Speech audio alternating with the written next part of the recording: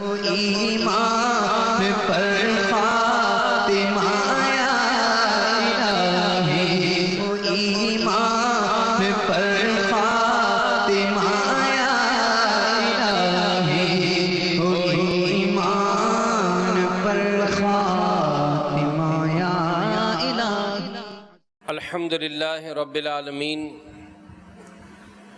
والصلاة والسلام علی سید المرسلین، اما بعد فاعوذ باللہ من الشیطان الرجیم، بسم اللہ الرحمن الرحیم۔ الصلاة والسلام علیک یا رسول اللہ وعلی آلک واصحابک یا حبیب اللہ۔ الصلاة والسلام علیک یا نبی اللہ وعلی آلک واصحابک یا نور اللہ۔ اللہ پاک کے پیارے نبی صلی اللہ علیہ وآلہ وسلم پر درود و سلام پڑھنے کے حوالے سے ایک بڑی اہم روایت بیان کرتا ہوں۔ ام المومنین حضرت سیدتنا عائشہ صدیقہ رضی اللہ عنہا یہ سحری کے وقت کچھ سی رہی تھیں، اچانک ہاتھ سے سوئی گر گئی اور جو چراغ تھا، جو لیمپ تھا، وہ بھی اتفاق سے بجھ گیا۔ تو اتنے میں اللہ پاک کے آخری نبی صلی اللہ علیہ وآلہ وسلم تشریف لائے، تو رسول اللہ صلی اللہ علیہ وآلہ وسلم کے چہرے انور کی روشنی سے سارا گھر روشن ہو گیا، حتیٰ کہ وہ سوئی وہ بھی مل گئی۔ تو ام المومنین حضرت سیدتنا عائشہ صدیقہ رضی اللہ عنہا نے عرض کی، یا رسول اللہ صلی اللہ علیہ وآلہ وسلم، آپ کا چہرہ کتنا روشن ہے۔ تو رسول اللہ صلی اللہ علیہ وآلہ وسلم نے ارشاد فرمایا کہ اس شخص کے لیے ہلاکت ہے جو مجھے قیامت کے دن نہ دیکھ سکے گا۔ عرض کی وہ کون ہے جو آپ کو قیامت کے دن دیکھ نہ سکے گا؟ فرمایا وہ بخیل ہے، کنجوس ہے۔ پوچھا بخیل کون، کنجوس کون؟ فرمایا کہ جس نے میرا نام سنا اور مجھ پر درود پاک نہ پڑھا۔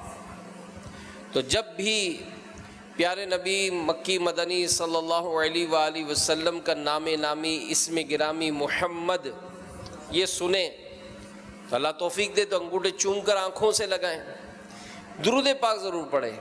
تو علماء فرماتے ہیں کہ ہر مسلمان پر عمر میں ایک بار درود شریف پڑھنا فرض، اور ہر مجلس میں جہاں بار بار حضور صلی اللہ علیہ وآلہ وسلم کا نامی اسم گرامی لیا جائے، ایک بار واجب ہے، اور ہر بار جب نام آئے تو درود پڑھنا مستحب ہے۔ سوزنے گمشدہ ملتی ہے تبسم سے تیرے، شام کو صبح بناتا ہے اجالا تیرا۔ تو ہمارے پیارے آقا نور والے مصطفیٰ صلی اللہ علیہ وآلہ وسلم کے مسکرانے سے ایسا نور نکلتا ہے جس کی روشنی میں کھوئی ہوئی سوئی مل جاتی، گویا کہ آپ صلی اللہ علیہ وآلہ وسلم سے نکلنے والا نور رات کی تاریکی کو دن کے اجالے میں تبدیل کر دیتا ہے۔ صلی علی نبینا، صلی علی نبینا، صلی علی محمد پڑھیے، صلی علی شفیعنا، صلی علی شفیعنا صلی علی محمد. اور یہ بھی معلوم ہوا کہ بڑا بد نصیب ہے وہ شخص جو آپ صلی اللہ علیہ وآلہ وسلم کا نام نامی سنے اور درود نہ پڑھے. ایسا شخص بروز محشر پیارے آقا صلی اللہ علیہ وآلہ وسلم کی زیارت سے بھی محروم رہے گا اور دنیا اور آخرت میں کئی بھلائیوں سے محروم ہو جاتا ہے. کہ درود پاک جو ہے ایک ایسا عمل ہے جس سے اللہ تعالیٰ کی رحمتیں نازل ہوتی ہیں. حدیث میں کہ جو ایک مرتبہ درود پڑھتا ہے اللہ تعالیٰ 10 رحمتیں بھیجتا ہے. اور درود کون سا پڑھے؟ صلی اللہ علیہ وسلم، یہ بھی درود شریف ہے. صلی اللہ علی محمد، یہ بھی درود شریف ہے. الصلاۃ والسلام علیک یا رسول اللہ، یہ بھی درود شریف ہے. اور بھی مختلف درود پاک کتابوں میں اور دعوت اسلامی کے اجتماعات میں تو کئی درود پڑھائے جاتے ہیں. تو جس کو آپ صحیح ادا کر سکیں وہ درود پاک پڑھنے کی عادت بنائیں. تو درود پاک پڑھنے سے گناہ معاف ہوتے ہیں. پیارے نبی فرماتے ہیں جو ایک مرتبہ درود پڑھتا ہے اللہ اس کے 10 گناہوں کو معاف فرما دیتا ہے. درود پڑھنے سے درجات بلند ہوتے ہیں. ہمارے پیارے نبی فرماتے ہیں جو ایک مرتبہ درود پڑھتا ہے اللہ تعالیٰ اس کے 10 درجے بلند فرما دیتا ہے. درود پاک پڑھنے سے مشکلات حل ہو جاتی ہیں. درود پاک پڑھنے سے مصیبتیں ٹل جاتی ہیں. درود پاک پڑھنے سے بندے کا باطن اجلا ہو جاتا ہے. درود پاک پڑھنے سے دلوں کی صفائی ہوتی ہے. درود پاک پڑھنے سے ظاہر بھی اچھا ہوتا ہے. درود پاک پڑھنے سے روزی میں برکت ہوتی ہے. درود پاک پڑھنے سے مرادیں پوری ہو جاتی ہیں. درود پاک پڑھنے سے مصائب و آلام دور ہوتے ہیں. درود پاک پڑھنے سے حافظہ مضبوط ہوتا ہے. درود پاک پڑھنے سے بھولی ہوئی چیزیں یاد آ جاتی ہیں. درود پاک پڑھنے سے پل صراط کی تاریکی دور ہوتی ہے. درود پاک پڑھنے سے اجر و ثواب میں برکت ہوتی ہے. اور سب سے بڑھ کر یہ کہ درود پاک پڑھنے سے کل بروز قیامت پیارے نبی صلی اللہ علیہ وآلہ وسلم کی شفاعت بھی نصیب ہوگی. کہ ام المومنین حضرت سیدتنا عائشہ صدیقہ رضی اللہ عنہا نے روایت کیا ہے کہ اللہ پاک کے آخری نبی صلی اللہ علیہ وآلہ وسلم کا فرمان شفاعت نشان ہے جو شخص جمعہ کے دن مجھ پر درود شریف پڑھے گا تو بروز قیامت اس کی شفاعت میرے ذمہ کرم پر ہوگی. صلی علی نبینا صلی علی صلی علی محمد صلو علی الحبیب صلی اللہ تعالی علی محمد وعلی آلہ وصحبہ وبارک وسلم. مدینہ منورہ میں ابراہیم نامی ایک مدنی آقا صلی اللہ علیہ وآلہ وسلم کا دیوانہ رہا کرتا تھا. ہمیشہ حلال روزی کماتا تھا اور جو اس کی آمدنی ہوتی جو وہ کماتا تو آدھا حصہ جشن ولادت کے لیے علیحدہ کر لیتا. تو امیر علیہ سنت یہاں ایک دل پر ایک چوٹ لگانے کے لیے کہتے کہ آدھا تو ہم کیا جمع کریں گے، 12واں حصہ بلکہ 1% جشن ولادت کے لیے نکال کر اسے دین کے کاموں میں صرف کرنے کا جذبہ اللہ کرے ہمیں مل جائے. تو جیسی ربیع الاول شریف کی آمد ہوتی دھوم دھام سے مگر شریعت کے دائرے میں رہ کر وہ جشن ولادت مناتا. اللہ کے محبوب صلی اللہ علیہ وآلہ وسلم کے ایصال ثواب کے لیے خوب لنگر کرتا اور اچھے اچھے کاموں میں اپنی رقم خرچ کرتا. اس کی بیوی بھی آقا صلی اللہ علیہ وآلہ وسلم سے بڑی محبت کرتی تھی اور ظاہر ہے جو یہ ماحول اگر خود بناتا ہے نا اس کا اثر اس کے گھر میں ضرور پڑتا ہے، بچوں میں پڑے گا. یعنی اگر ہم نماز پڑھنا شروع کر دیں تو ہم اگر خالی بچوں کو ہی کہتے رہیں کہ نماز پڑھا کرو نماز پڑھا کرو تو کیسے پڑھیں گے؟ ہم بھی تو پڑھیں. ہم چاہتے ہیں ہمارے بچے جھوٹ نہ بولیں تو ہم بھی ان کے سامنے جھوٹ نہ بولیں.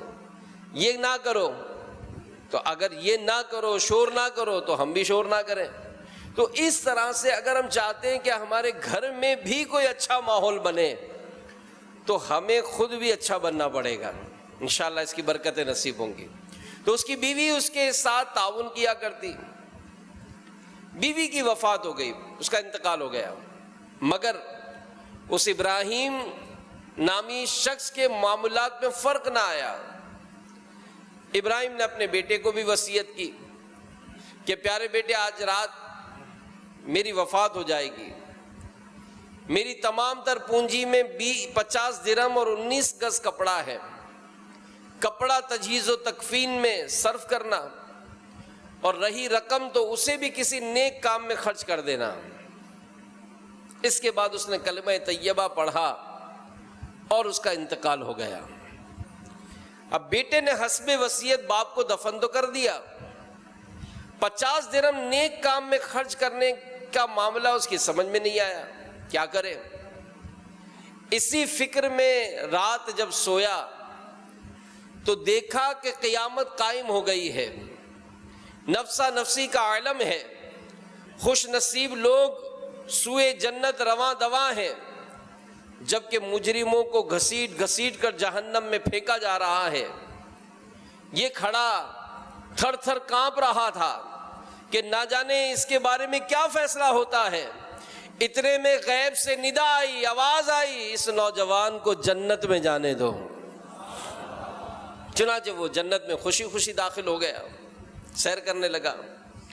7 جنت کی سیر کرنے کے بعد جب 8ویں جنت کی طرف بڑھا تو داروغہ جنت حضرت رضوان رضی اللہ عنہ نے فرمایا کہ اس جنت میں صرف وہی داخل ہو سکتا ہے جس نے ماہ ربیع الاول میں ولادت مصطفیٰ صلی اللہ علیہ وآلہ وسلم کے دنوں میں خوشی منائی ہو. اب جیسے یہ سنا تو اس کو سمجھ آ گئی کہ ہو نہ ہو میرے ماں باپ اسی میں ہوں گے, کیونکہ وہ جشن ولادت مناتے تھے. تو اتنے میں آواز آئی, اس نوجوان کو آنے دو, اس کے والدین اس سے ملنا چاہتے ہیں. وہ داخل ہو گیا. اس نے دیکھا کہ اس کی والدہ مرحومہ نہر کوثر کے قریب بیٹھی ہیں, ساتھ میں ایک تخت بچھا ہے جس میں ایک بزرگ خاتون جلوہ فرما ہے, اس کے ارد گرد کرسیاں بچھی ہیں جن پر کچھ پروقار خواتین تشریف فرما ہیں. اس نے پوچھا ایک فرشتے سے کہ یہ خواتین کون ہیں؟ اس نے بتایا تخت پر شہزادی کونین سیدتنا فاطمۃ الزہرا رضی اللہ عنہا ہیں, اور کرسیوں پر خدیجۃ الکبریٰ, عائشہ صدیقہ, سیدتنا مریم, سیدتنا آسیہ, سیدتنا سارہ, سیدتنا ہاجرہ, سیدتنا رابعہ, سیدتنا زبیدہ رضی اللہ عنہن ہیں. اسے بہت خوشی ہوئی, مزید آگے بڑھا تو کیا دیکھتا ہے کہ ایک بہت ہی عظیم تخت بچھا ہے اور اس پر مدینے والے آقا صلی اللہ علیہ وآلہ وسلم اپنا چاند سا چہرہ چمکاتے ہوئے تشریف فرما ہے. ارد گرد کرسیاں بچھی ہیں, ان پر خلفائے راشدین تشریف فرما ہے. دائیں طرف سونے کی کرسیوں پر انبیاء, بائیں طرف شہدائے کرام جلوہ فرما ہیں. اتنے میں اس کے والد مرحوم بھی جن کا نام ابراہیم تھا, پیارے پیارے آقا صلی اللہ علیہ وآلہ وسلم کے قریب ہی جھرمٹ میں نظر آ گئے. والد صاحب نے جب اپنے لخت جگر کو دیکھا گلے لگا لیا, بہت خوش ہوئے. اس نے سوال کیا کہ ابا جان آپ کو یہ عالی شان مرتبہ کیسے حاصل ہوا؟ جواب دیا الحمدللہ یہ جشن ولادت منانے کا صلہ ہے. اس کے بعد اس نوجوان کی آنکھ کھل گئی.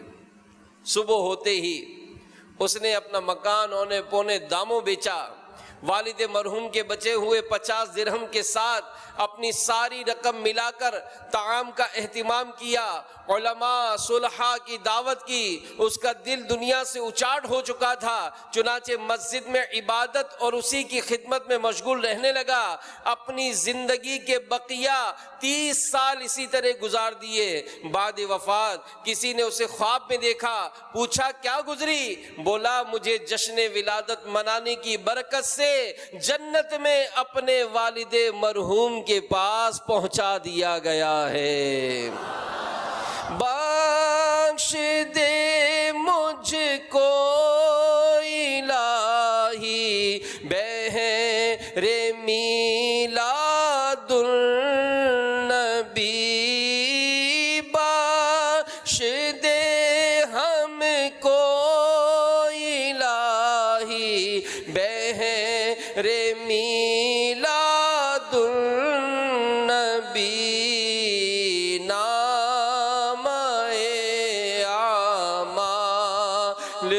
عصیاں سے میرا بھرپور ہے۔ صلو علی الحبیب صلی اللہ تعالی علی محمد۔ تو اے عاشقان رسول، اے عاشقان میلاد، ماہ ربیع الاول شریف شروع ہو چکا، اور جیسے ہی یہ مبارک مہینہ شروع ہوتا ہے تو عاشقان رسول کے چہرے خوشی سے دمک اٹھتے ہیں، اور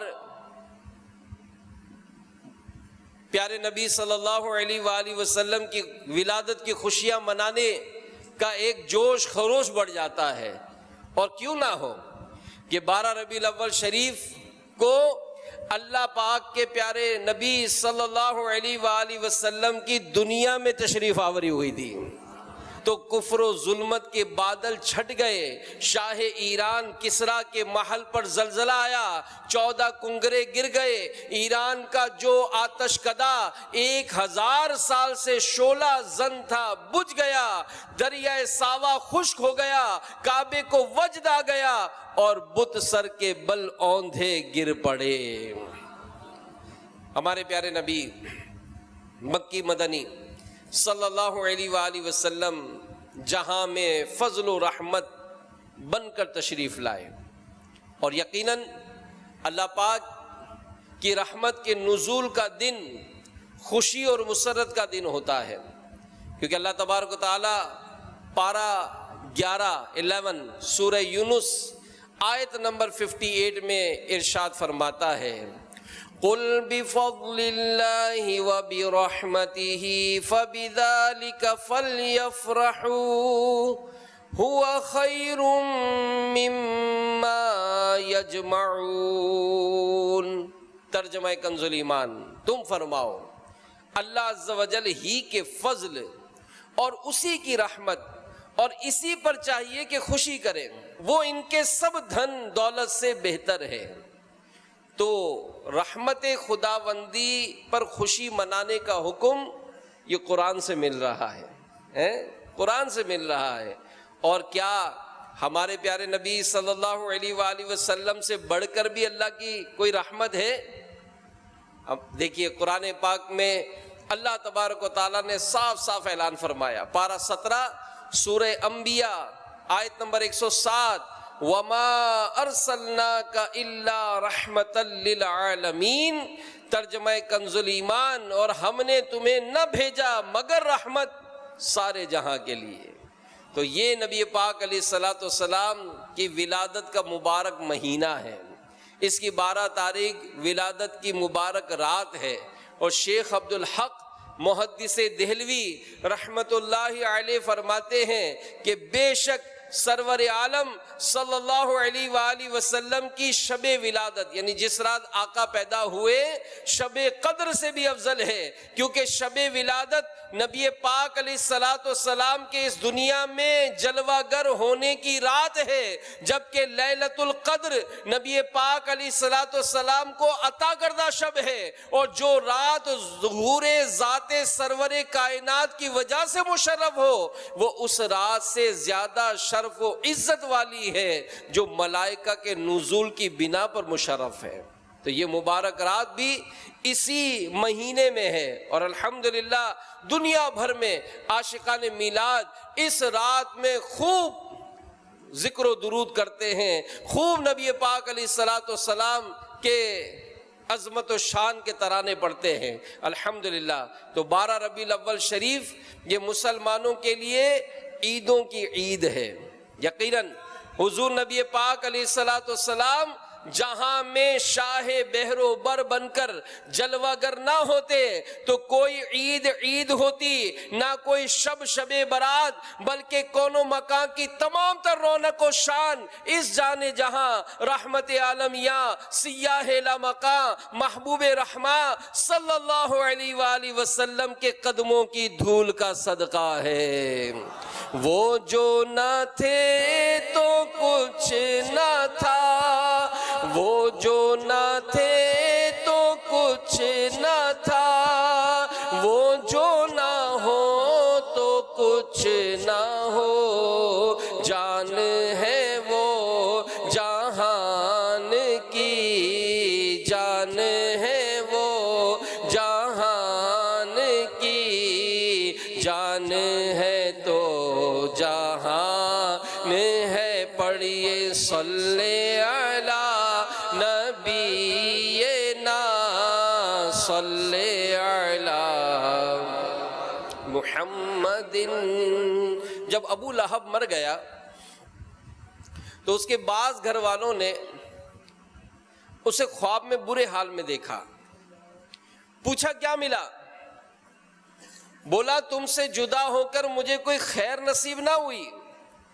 پھر اپنے انگوٹھے کے نیچے موجود سوراخ کی طرف اشارہ کرتے ہوئے کہنے لگا، سوائے اس کے کہ اس میں سے مجھے پانی پلا دیا جاتا ہے کیونکہ میں نے سویبہ لونڈی کو آزاد کیا تھا۔ تو حضرت علامہ بدر الدین عینی رحمت اللہ علیہ فرماتے ہیں کہ اس اشارے کا مطلب یہ ہے کہ مجھے تھوڑا سا پانی دیا جاتا ہے۔ تو اس روایت کے تحت شاہ عبدالحق محدث دہلوی رحمت اللہ تعالیٰ علیہ فرماتے ہیں کہ اس واقعے میں میلاد شریف منانے والوں کے لیے بڑی دلیل ہے کہ جو نبی پاک علیہ الصلوۃ والسلام کی شب ولادت میں خوشیاں مناتے ہیں، مال خرچ کرتے ہیں۔ ابو لہب جو کہ پکا کافر تھا، جب وہ تاجدار نبوت صلی اللہ علیہ وآلہ وسلم کی ولادت کی خبر پا کر خوش ہونے اور اپنی لونڈی سویبہ کو دودھ پلانے کی خاطر آزاد کرنے پر بدلہ دیا گیا، تو اس مسلمان کا کیا حال ہوگا جو محبت اور خوشی سے بھرا ہوا ہے، مال خرچ کر رہا ہے، لیکن فرماتے ہیں کہ ضروری ہے کہ محفل میلاد شریف گانے باجوں اور آلات موسیقی سے پاک ہو۔ تو بہرحال اللہ تعالی ہمیں اس ماہ مبارک کی برکتیں نصیب فرمائے۔ تو الحمدللہ دعوت اسلامی کے تحت دنیا بھر میں آپ مدین چینل پہ دیکھتے ہوں گے کہ دنیا بھر میں مختلف انداز سے الحمدللہ مولود شریف کا، میلاد شریف کا اہتمام کیا جاتا ہے، جلوس میلاد کا اہتمام کیا جاتا ہے، اور امیر اہل سنت نے خاص اس معاملے میں دعوت اسلامی سے وابستہ لوگوں کو، عاشقان رسول کو تربیت فرماتے ہیں کہ کس طرح سے شریعت کے معاملات کی احتیاط کرنی ہے۔ تو بہرحال انشاءاللہ دھوم دھام سے اس سال بھی جشن ولادت منائیں گے انشاءاللہ، کہ ابو لہب جیسا کافر اس نے اللہ کے رسول کی نیت سے نہیں بلکہ صرف اپنے بھتیجے کی ولادت کی خوشی منائی، پھر بھی اس کو بدلہ ملا، تو ہم اگر اللہ کی رضا کے لیے اپنے آقا و مولا محمد رسول اللہ صلی اللہ علیہ وآلہ وسلم کی ولادت کی خوشی منائیں گے تو کیوں کر محروم رہیں گے۔ سرکار کی آمد، آقا کی آمد، دلدار کی آمد، سردار کی آمد، سالار کی آمد، منٹھار کی آمد، آقا عطار کی آمد۔ امیر علیہ سنت ایک بڑا پیارا ایمان افروز واقعہ نقل فرماتے ہیں کہ حضرت سیدنا عبدالواحد بن اسماعیل رحمت اللہ علیہ فرماتے ہیں کہ مصر میں ایک عاشق رسول رہا کرتا تھا جو ربیع الاول شریف میں اللہ کے پیارے حبیب صلی اللہ علیہ وآلہ وسلم کا خوب جشن ولادت منایا کرتا۔ ایک بار ربیع الاول شریف کے مہینے میں ان کی پڑوسن یہودن، ایک یہودی گھرانہ تھا، تو اس کی جو عورت تھی اس نے اپنے شوہر سے پوچھا کہ ہمارا مسلمان پڑوسی اس مہینے میں ہر سال خصوصی دعوت کا اہتمام کیوں کرتا ہے؟ تو یہودی نے بتایا کہ اس مہینے میں اس کے نبی صلی اللہ علیہ وآلہ وسلم کی ولادت ہوئی تھی، لہذا یہ ان کی جشن ولادت مناتا ہے، اور مسلمان اس مہینے کی بہت تعظیم کرتے ہیں۔ اس پر یہودن نے کہا کہ واہ، مسلمانوں کا طریقہ کتنا پیارا ہے، یہ لوگ اپنے نبی صلی اللہ علیہ وآلہ وسلم کا ہر سال جشن ولادت مناتے ہیں۔ وہ یہودن جب رات سوئی تو اس کی سوئی ہوئی قسمت انگڑائی لے کر جاگ اٹھی۔ خواب میں کیا دیکھتی ہے کہ ایک نہایت ہی حسین و جمیل بزرگ تشریف فرما ہے اور لوگ ان کے ارد گرد ہجوم لگائے ہوئے کھڑے ہیں۔ اس نے آگے بڑھ کر ایک شخص سے پوچھا کہ یہ بزرگ کون ہیں؟ اس نے بتایا یہ اللہ پاک کے آخری نبی مکی مدنی صلی اللہ علیہ وآلہ وسلم ہیں، اور آپ اس لیے تشریف لائے ہیں تاکہ تمہارے مسلمان پڑوسی کو جشن ولادت منانے پر خیر و برکت عطا فرمائیں، اس سے ملاقات فرمائیں اور اظہار مسرت کریں۔ تو یہودن نے پوچھا کہ پھر آپ کے نبی صلی اللہ علیہ وآلہ وسلم میری بات کا جواب دیں گے؟ اس نے جواب دیا جی ہاں۔ اس پر یہودن نے سرکار صلی اللہ علیہ وآلہ وسلم کو پکارا۔ اللہ پاک کے پیارے نبی صلی اللہ علیہ وآلہ وسلم نے جواب میں لبیک ارشاد فرمایا۔ کہنے لگی میں تو مسلمان نہیں ہوں، آپ صلی اللہ علیہ وآلہ وسلم نے پھر بھی مجھے لبیک کہہ کر جواب دیا۔ تو اللہ پاک کے آخری نبی صلی اللہ علیہ وآلہ وسلم نے ارشاد فرمایا کہ اللہ پاک کی طرف سے مجھے بتایا گیا ہے کہ تو مسلمان ہونے والی ہے۔ اس پر وہ بے ساختہ بول اٹھی بے شک آپ نبی کریم صاحب خلق عظیم ہیں، جو آپ کی نافرمانی کرے وہ ہلاک ہوا، اور جو آپ کی قدر و منزلت نہ جانے وہ خائب و خاسر یعنی نقصان اٹھانے والا ہوا۔ پھر اس نے کلمہ شہادت پڑھا اور مسلمان ہو گئی۔ اب اس کی آنکھ کھل گئی، وہ سچے دل سے مسلمان ہو گئی۔ اس نے طے کر لیا کہ صبح اٹھ کر ساری پونجی اللہ کے پیارے حبیب صلی اللہ علیہ وآلہ وسلم کے جشن ولادت کی خوشی میں لٹا دوں گی، خوب نیاز کروں گی۔ جب صبح اٹھی تو اس کا شوہر کسی دعوت کے انتظام میں مصروف نظر آیا کہ وہ کوئی دعوت کا اہتمام کر رہا ہے۔ تو اس نے حیرت سے پوچھا آپ یہ کیا کر رہے ہیں؟ تو اس نے کہا کہ اس بات کی خوشی میں دعوت کا اہتمام کر رہا ہوں کہ تم مسلمان ہو چکی ہے۔ پوچھا آپ کو کیسے معلوم ہوا؟ تو اس نے بتایا کہ میں بھی رات نبی پاک صلی اللہ علیہ وآلہ وسلم کے دستے حق پرست پر ایمان لا چکا ہوں۔ آمد سرکار سے ظلمت ہوئی کافور ہے، کیا زمین کیا آسماں ہر سمت چھایا نور ہے۔ نور والا آیا ہے، نور لے کر آیا ہے، نور والا آیا ہے، نور لے کر آیا ہے۔ سارے عالم میں یہ دیکھو کیسا نور چھایا ہے۔ الصلاۃ والسلام علیکہ یا رسول اللہ، الصلاۃ والسلام علیکہ یا حبیب اللہ، الصلاۃ والسلام علیکہ یا رسول اللہ، الصلاۃ والسلام علیکہ یا۔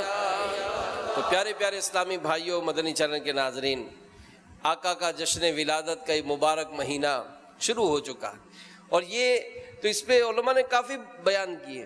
یہ جشن ولادت کی خوشیوں پر خوش ہونے پر ایک کافر گھرانے کو، کافر خاندان کو جب ایمان کی دولت نصیب ہو گئی تو جو مسلمان ہیں، اللہ کے نبی پر جو ایمان رکھتا ہے، وہ اگر اپنے گھر میں خوشی منائے گا، نیاز کا اہتمام کرے گا، درود و سلام کا ورد کرے گا، محفل نعت کا اہتمام کرے گا، ذکر و اذکار کرے گا، سرکار کی تعریف بیان کرے گا، تو اس پر رحمتوں کا نزول کیسے نہیں ہوگا؟ اور یہ جشن ولادت کی جو برکتیں ہیں، جو خوشیاں ہیں، یہ منانا یہ کوئی نئی بات نہیں ہے۔ جی ہاں، ایک عالم صاحب رحمت اللہ علیہ فرماتے ہیں کہ الحمدللہ مجھے خواب میں پیارے نبی صلی اللہ علیہ وآلہ وسلم کی زیارت ہوئی۔ میں نے عرض کی، یا رسول اللہ صلی اللہ علیہ وآلہ وسلم، کیا آپ کو مسلمانوں کا ہر سال آپ کی ولادت مبارک کی خوشیاں منانا پسند آتا ہے؟ اللہ پاک کے پیارے نبی صلی اللہ علیہ وآلہ وسلم نے کیا ارشاد فرمایا؟ اے عاشقان میلاد، خوش ہو جاؤ کہ آقا صلی اللہ علیہ وآلہ وسلم فرماتے ہیں کہ جو ہم سے خوش ہوتا ہے ہم بھی اس سے خوش ہوتے ہیں۔ تو یہ جشن ولادت پر جو چراغاں کیا ہے آپ نے، جو اپنے گھروں کو سجایا ہے، جو آپ نے محلوں کو سجایا ہے، جو آپ نے اپنی گاڑی کو سجایا ہے، جو اپنی ذات کو سجا رہے ہیں، جو عبادت کی طرف آ رہے ہیں کہ جشن ولادت کا مہینہ آ گیا، اب مجھے نماز نہیں چھوڑنی، جشن ولادت کا مہینہ آ گیا، اب میں گندی باتیں زبان سے نہیں نکالوں گا، جشن ولادت کا مہینہ آ گیا، میں انشاءاللہ اپنی آنکھوں کو حرام سے پر نہیں کروں گا، جشن ولادت کا مہینہ آ گیا، میں پیارے نبی کی سنتوں پر عمل کروں گا، ان سے محبت کا اظہار کروں گا، دین اسلام سیکھوں گا، انشاءاللہ اس کو سکھاؤں گا، کریا کریا گاؤں گاؤں جا کر خوب نیکی کی دعوت عام کروں گا۔ جب ایسا جذبہ بڑھے گا، جب ایسا شوق بڑھے گا، جب ایسی چاہت بڑھے گی، تو پھر آقا کا کرم کیسا ہوگا؟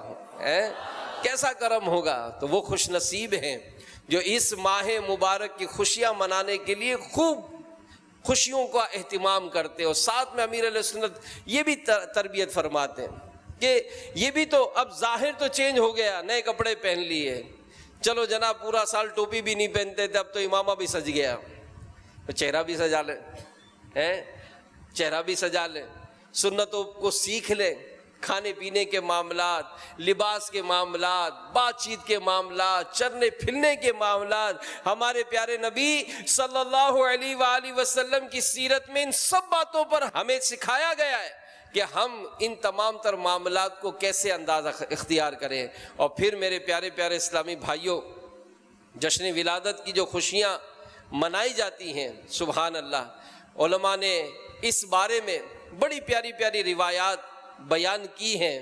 شیخ عبدالحق محدث دہلوی رحمت اللہ علیہ فرماتے ہیں کہ نبی پاک علیہ الصلوۃ والسلام کی ولادت کی رات خوشی منانے والوں کی جزا یہ ہے کہ اللہ تعالیٰ انہیں فضل و کرم سے جنات النعیم میں داخل فرمائے گا۔ مسلمان ہمیشہ سے محفل میلاد منعقد کرتے آئے ہیں اور ولادت کی خوشی میں دعوتیں دیتے، کھانے پکواتے، خوب صدقہ و خیرات دیتے آئے ہیں، خوب خوشی کا اظہار کرتے، دل کھول کر خرچ کرتے ہیں، نیز آپ صلی اللہ علیہ وآلہ وسلم کی ولادت باسعادت کے ذکر کا اہتمام کرتے ہیں، اپنے مکانوں کو سجاتے ہیں، اور ان تمام افعال حسنہ کی برکت سے ان لوگوں پر اللہ کی رحمتوں کا نزول ہوتا ہے۔ تو یہ جو معاملات ہم کرتے ہیں الحمدللہ، یہ سال ہا سال سے بزرگوں کی سیرت میں یہ ملتا ہے کہ وہ جشن ولادت پہ خوشیاں مناتے رہے۔ لیکن امیر اہل سنت اس میں یہی تربیت دیتے ہیں کہ اگر آپ نے جشن ولادت کی خوشیاں منانی ہیں تو دیکھیں کسی کو تکلیف نہیں پہنچانی۔ اب آپ جوش میں گلیاں سجائیں، روڈ سجائیں، لیکن اگر بیچ میں آپ بانس گاڑ دیں، ایسے سجاوٹ کریں کہ لوگوں کا آنا جانا مشکل ہو جائے، تو اس طرح سے نہیں کرنا ہے۔ پھر بعض بہت زیادہ آگے بڑھ جاتے ہیں، کعبۃ اللہ کے نقشے یعنی ماڈل، اور معاذ اللہ کہیں کہیں گڑیوں کا طواف دکھایا جاتا ہے، یہ گناہ ہے۔ زمانہ جاہلیت میں کعبۃ اللہ شریف میں 360 بت رکھے تھے۔ ہمارے پیارے آقا صلی اللہ علیہ وآلہ وسلم نے فتح مکے کے بعد کعبۃ المشرفہ کو اس سے پاک فرما دیا، لہذا نقشے میں یہ جو اس طرح ماڈل بناتے ہیں اس میں بھی یہ گڑیاں نہیں ہونی چاہیے، اس کی جگہ پلاسٹک کے پھول رکھے جا سکتے ہیں۔ طواف کعبہ کے منظر کی تصویر جس میں چہرے واضح نظر نہیں آتے اس کو مسجد یا گھر میں لگانا جائز ہے، ہاں جس تصویر کو زمین پر رکھ کر کھڑے کھڑے دیکھنے سے چہرہ نظر آئے اس کا آویزہ کرنا گناہ ہے۔ اس سلسلے میں دو روایت سنیے۔ رسول اللہ صلی اللہ علیہ وآلہ وسلم نے فرمایا مجھے ڈھول اور بانسری توڑنے کا حکم دیا ہے۔ حضرت سیدنا ضحاک رحمت اللہ علیہ سے روایت ہے کہ گانا دل کو خراب اور رب تعالیٰ کو ناراض کرنے والا ہے۔ اسی طرح نعت پاک کی کیسٹیں بھی اگر چلانی ہیں تو آواز دھیمی رکھیے، اس میں احتیاط کے ساتھ ساتھ کہ کسی عبادت کرنے والے کو، کسی مریض کو تکلیف نہ ہو، نیز اذان و اقامت، اوقات نماز، اس میں بھی خیال کرنا ہے۔ اسی طرح انشاءاللہ میلاد شریف کی رات اجتماع میلاد میں بھی شرکت کریں گے، انشاءاللہ کریں گے نا انشاءاللہ۔ اور انشاءاللہ جن جن علاقوں میں یوں بظاہر مسلمان رہتے ہیں لیکن عملی طور پہ کمزور ہیں، تو ہمارے اسلامی بھائی الحمدللہ 10، 11، 12 ان 3 دنوں میں بالخصوص ایسے علاقوں میں مدنی قافلوں میں سفر کرتے ہیں، وہاں کے گاؤں کے لوگوں کو جمع کرتے ہیں، اس بڑی رات کو وہاں پر بھی میلاد کا اجتماع کرتے ہیں، اور الحمدللہ چند گاؤں کو ملا کر 12ویں کے دن وہاں پر بھی جلوس میلاد کا سلسلہ بناتے ہیں الحمدللہ۔ تو یہ دعوت اسلامی الحمدللہ کریا کریا گاؤں گاؤں جشن ولادت کا یہ سلسلہ منایا جاتا ہے۔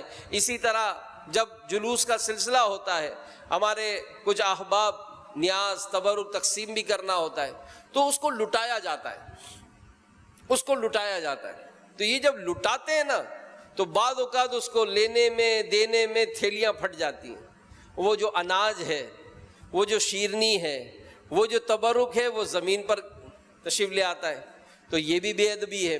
تو اگر ایسی کوئی بھی چیز بانٹنی ہو تو طریقے سے بانٹی جائے تاکہ وہ بے ادبی نہ ہو اور ضائع بھی نہ ہو۔ اسی طرح شربت کا یا کہیں پر بھی جیسے یہ اجتماع میں بھی لوگ آتے ہیں تو بعض اوقات اس میں ڈسپلن کا مظاہرہ نہیں کرتے ہیں، حالانکہ کھانا بہت ہوتا ہے، لنگر بانٹنے والوں کے پاس بھی بہت ہوتا ہے، لیکن یہ بے چین ہو جاتے کہ پتہ نہیں مجھے ملے گا کہ نہیں ملے گا، تو یوں وہ دھاوا بولتے ہیں اور نتیجہ یہ ہوتا ہے کہ بدمزگی پیدا ہوتی ہے۔ تو کہیں پر بھی اس طرح کا کوئی معاملہ ہو بہت ہی پروقار انداز سے رہیں کہ آقا کا جشن ولادت ہے، سونے کا جشن ولادت ہے، نبی کا جشن ولادت ہے، آمنہ کے دلبر کا جشن ولادت ہے، شفاعت فرمانے والے مصطفیٰ کا جشن ولادت ہے۔ تو جتنا ادب ہوگا، جتنا اہتمام ہوگا، انشاءاللہ اس کی برکتیں پائیں گے۔ اور پھر ہم نے سنا کہ وہ عالم صاحب فرماتے ہیں کہ پیارے نبی صلی اللہ علیہ وآلہ وسلم کا ارشاد کہ جو ہم سے خوش ہوتا ہے ہم بھی اس سے خوش ہوتے ہیں، اور آقا خوش ہو جائیں تو دنیا اور آخرت کی ساری مشکلات آسان ہو جائیں گی انشاءاللہ، سارے دکھ درد غم سب میٹھے مصطفیٰ کی نظر سے دور ہو جائیں گی۔ ہمارے گھروں سے پریشانیاں ہیں، ہمارے گھروں میں دکھ ہیں، ہمارے گھروں میں لڑائی جھگڑے ہیں، ہماری اولاد نہیں یا اولاد ہے تو نافرمان ہے، ہمارے یہاں کے طرح طرح کے دکھ غم یہ لے کر آئے ہیں۔ انشاءاللہ جشن ولادت کی خوشیاں منائیں، آقا کی بارگاہ میں درود و سلام پڑھیں، انشاءاللہ مصطفیٰ کریم کی ایک میٹھی نظر پڑ جائے گی تو ہمارے سارے دکھ درد دور ہو جائیں گے۔ کہ جس طرف اٹھ گئی دم میں دم آ گیا، جس طرف اٹھ گئی دم میں دم آ گیا، اس نگاہ عنایت پہ لاکھوں سلام۔ انشاءاللہ مصطفیٰ کریم کا کرم ہوگا، انشاءاللہ دنیا اور آخرت ہماری اچھی ہو جائے گی۔ صلو علی الحبیب صلی اللہ تعالی علی محمد۔ وہ ایمان پر خاتمہ یا الہی، وہ ایمان پر